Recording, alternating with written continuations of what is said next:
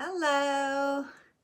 I wanted to jump on here and do a little bit of a longer tutorial for our traditional wreath. We're getting a few kits people are picking up and some are joining on workshops. Hopefully it works to connect there, but if not, I wanted to make sure you had all the info. So in your kit, you'll get an iron frame. The method I'm using this as the back that'll go against the wall. And if you use a different method, there is a wiring spooling method. If you happen to have a whole spool of wire in your craft jar, you can use it this way because then you're clustering little clusters all the way along with your wire spool. But the raised ring kind of can get in the way if you're doing that method. So I'm going to teach this way, but there are a few other ways out there. Everyone has different preferences. So definitely feel free to take my tips, feel free to look into some of your own, and definitely show me what you come up with. So just for ease of instruction, I'm going to label the rings 1, 2, and 3. So 1 being the smallest one in the middle, 2 being the raised one, and 3 being the large one on the outside. I'll also refer to these wires that are connecting all 3 rings, calling them side wires. Also, you will get in your kit some cut wires, which you can use at any point if something's not going where you want it to twist tie some greens around your frame. I threw in zip ties as well. Some of them are clear plastic, so you might have to put your pine cone in that area to cover it up. But those work really well too, especially if there's a real thick branch that isn't going where you want it to go. Also in your kit, you got 3 types of greenery. So you've got the cedar, you have the fir, and last but not least, you have the long needle pine. So hopefully you're acquainted now with the 3 different types, so you can separate your bundles into 3 different piles. If you have a pair of garden shears and clippers that can cut branches handy, that's going to be really good in case something is a different length and size than you want. So keep those close by. I tried to pre-cut them for you as best I could. Most average size will be from fingertips to elbow. You may have some that are a little bit longer, some that are a little bit shorter. That's all okay, but this is going to be the most usable length of them all. So what we're going to do is start with our first piece of cedar, and we're going to start with ring number 2. I'm going to hook the cedar in one of the side wires. You can even pull some of the greens in and out so it catches a bit. And then I'm going to weave the piece of cedar in and out of ring number 2. Now I'm going to take a second piece of cedar and do the same thing, still with ring number 2, finding another side wire. Now keep in mind, I'm going in the same direction. So if the cedar has points to it, it's going clockwise like arrows. So you want to keep going. You're not crisscrossing and then now going this way. So then now your points are going crossing as opposed to one direction. Then I'm going to feed it into the side wire. I'm going to twist tie it all the way around, feed it through. It's pretty supple. And then I'm going to do a third time on that side wire. Again, if it helps, you can kind of pull some of these little branches through. It catches them before then you start the weaving process. And then I'm going to do the same thing with cedar on ring number 1 and 3. It doesn't really matter what order. If you want to go maybe to the outside first, because then it really helps with shape, and then go into the inside. So you're starting out, depending on how big the branches of cedar were, between 6 and 8 probably pieces of cedar for your base coverage. So I have one done so that I can move on to the next step. So you're getting it pretty nice and full, but you're still seeing a little bit of the metal in between. That's not a problem. Okay. Then we're going to switch on to our fur. And same thing, the fur does have a little bit of a point to it. So, by the way, you can pause this video now if you want to finish your whole layer of cedar. It takes a bit of time in between. You really want good coverage and you want it to feel somewhat secure. So I have not used cut wire on this at all, and it's pretty solid. But again, use those cut wires to twist tie anything right to the metal frame if you're getting frustrated, or if you have any kind of spool of thread or wire that you want to be kind of wrapping as you go along. I wouldn't do that with ribbon.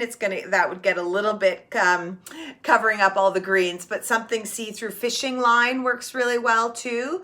So if at any point you want to switch to be wiring as you go along, I'll quickly show you that method as well.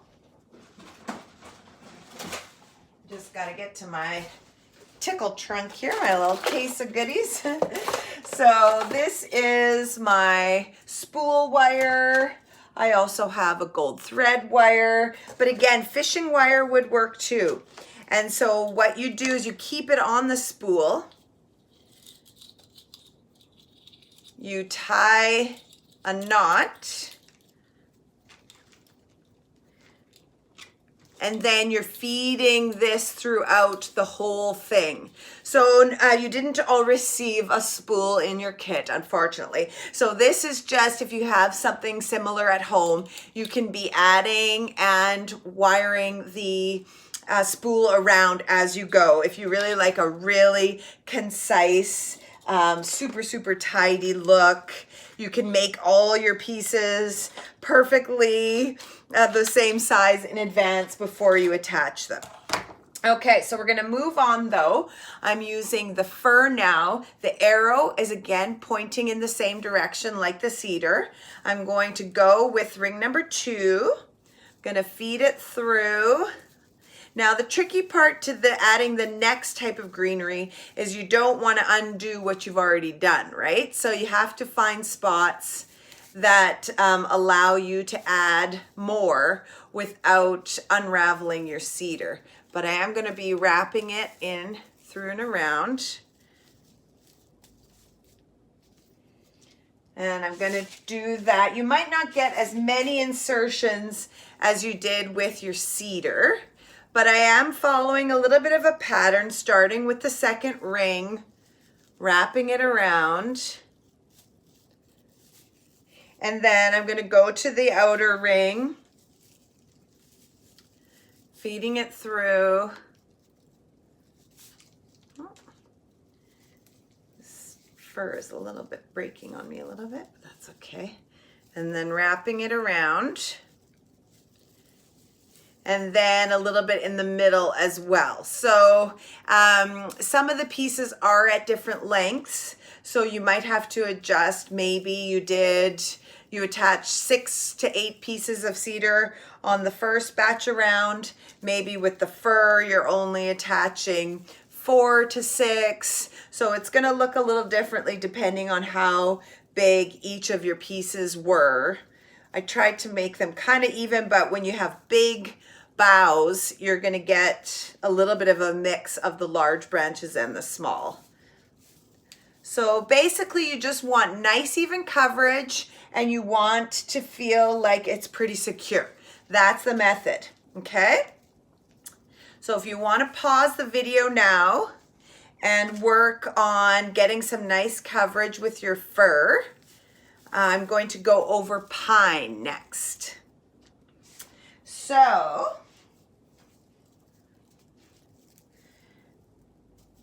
pine is the long needle one. And now I've got 3 types of greenery, or the two types with the cedar and the fir on here, pretty well covered. And now I'm going to start adding some accent pieces of the pine. So you'll probably have less of the pine in your kit. If you have some long branches on the pine, if it's a little bit more bendable, pliable, and small, you can actually weave that around and make sure that it stays exposed. It looks really quite rustic and natural. So keep that in mind when you're adding the pine.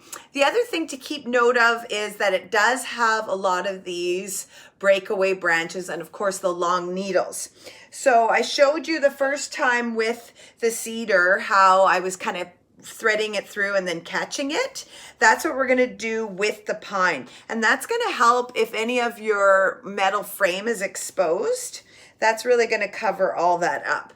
So I'm going to feed it through and then catch it on the other side so that if you pull on it, it's stuck there.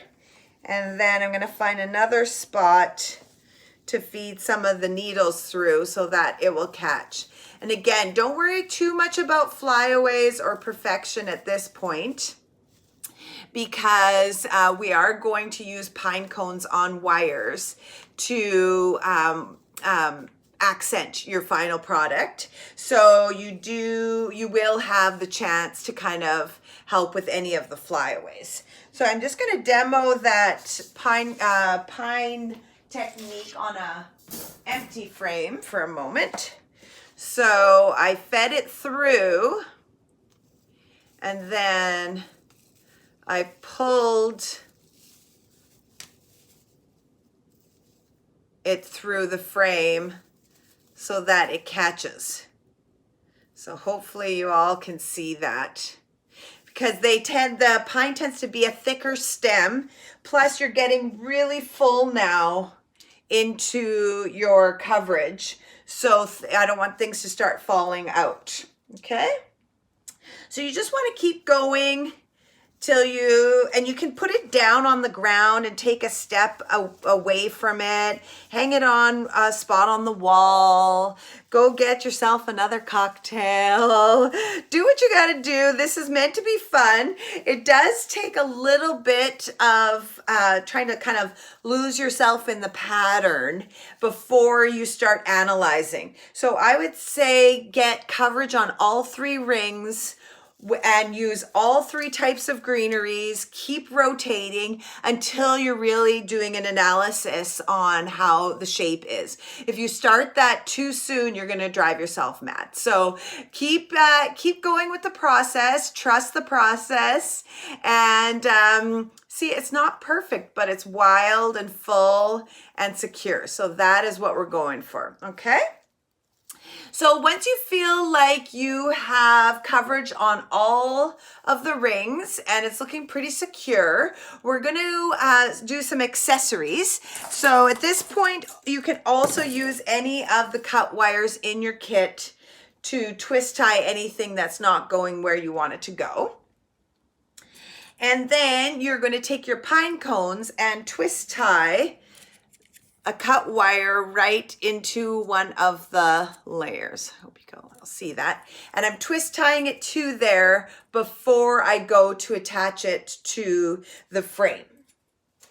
And then I lay it down on the frame, kind of get an idea where I want it.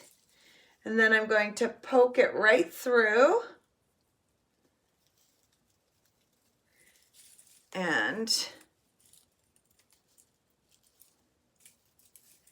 twist tie it to the rings and the frame. If you twist tie it through the whole thing, you might lose a little bit of the fullness of some of your greenery. So I like to poke it through, and up to you if you want to kind of cluster them, if you want them even throughout. And then you can take a step back and decide, okay, where do I need to tuck some things in? Where do I need, maybe get out your scissors, give it a little bit of a haircut, hang it up on the wall, put it on the ground and take a step back and look at it from above. So you do want it to look somewhat even. I don't mind wild looking. So don't think perfection, think more wild looking. and tuck some of those pieces in as you go if need be, or hopefully you have some extra pieces as well, and then you can add them into any holes that you find. You can also use a glue gun if you're finding that you have some pieces left and you have some holes you don't like. Get out the glue gun. If you got some Christmas ornaments that you don't mind getting some glue on, get some pieces glued into the spots that you're not happy about if you really want that perfect look. I'm just going to show you the quick how-to. If you do happen to have some fishing wire, strong thread, something that you're not really going to see, this is another method that you can do. I find it maybe a little bit more time consuming to get the bundles before you attach it, but it is a nice secure method adding to the frame. So I've taken a little cluster of all three.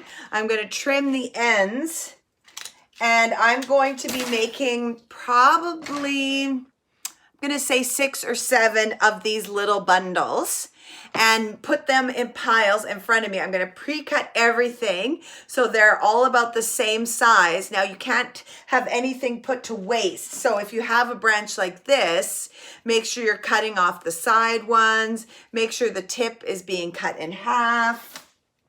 So you're making little bundles in advance. So that is what is going to be time consuming, and you have to make sure you don't have any waste, because if you just cut the tops off of everything, then you're going to have a lot of greens left that won't be used. And then what you're going to do is use the frame with that rounded side up against the wall. You're going to take your fishing line, or if you have a wire spool, and you're gonna tie a knot to your frame. Then you're gonna take a cluster, hold it against your frame, and then feed the line through the bundle. And I try and get kind of in between the little leaves, because otherwise it gets really suctioned to your frame, and I like a little bit more of an airy look. And then I'm not going to cut this, I'm going to keep going with the next bundle clustered and then wrap around. So you're going to keep going all the way around till you get to your beginning point, and then you're going to hopefully keep track of where you started and tie a knot at where you ended. So again, the supplies that I have provided in your kit today are more for the wraparound method. But if you want to try your hand at a different type, and you have a spool of something at home that you can use, you can feel free to try that one too. And unfortunately, once you cut it into these little clusters, you kind of are committing to this method, and you might not have enough cut wires in your kit to spool all the way around. So you will have to have something else in your crafting closet to help you out with that method. So I'm always open to feedback. Let me know how it goes. And please tag me Fresh Cut Downtown on your videos, your social media. I love seeing everyone's at-home projects. And stay safe and happy holidays.